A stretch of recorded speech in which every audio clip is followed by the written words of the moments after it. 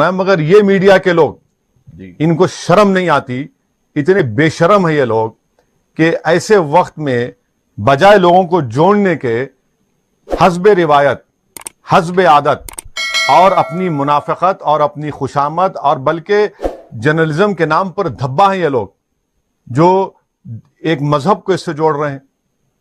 اب آپ یہ بتائیے پارلیمنٹ کو کیوں نہیں بند کیا گیا بھائی؟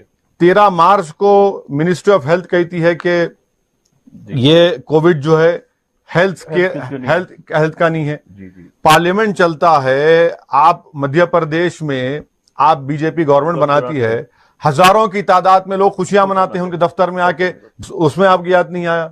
آج سے چند دن پہلے دلی دارالحکومت بھارت کی ہزاروں لوگ جو اتر پردیش، بہار، بنگال سے مزدور پیشہ ہیں، بھوک اور فاقہ کشی کے عالم میں نکل جاتے ہیں۔ آپ کو جب کچھ نہیں بولتے آپ۔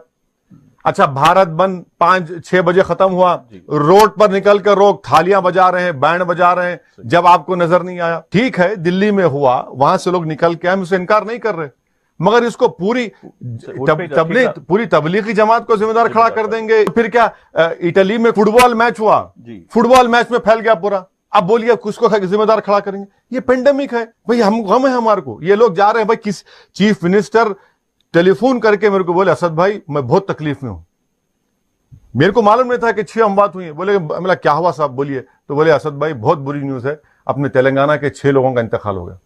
ارے بھائی ایک ریاست کا چیف منسٹر فکر مند ہے اور پورے تبلیغی جماعت کے ذمہ داران سے میں رابطے میں ہوں، حکومت رابطے میں، وہ پورا اپنا مکمل تعاون پیش کر رہے ہیں۔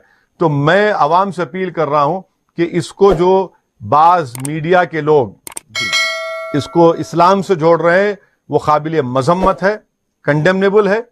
یقیناً یہ ہوا ہے، اس کو روکنا ہے، کیسے روکنا ہے انشاءاللہ ہم پوری مل کے کوشش کریں۔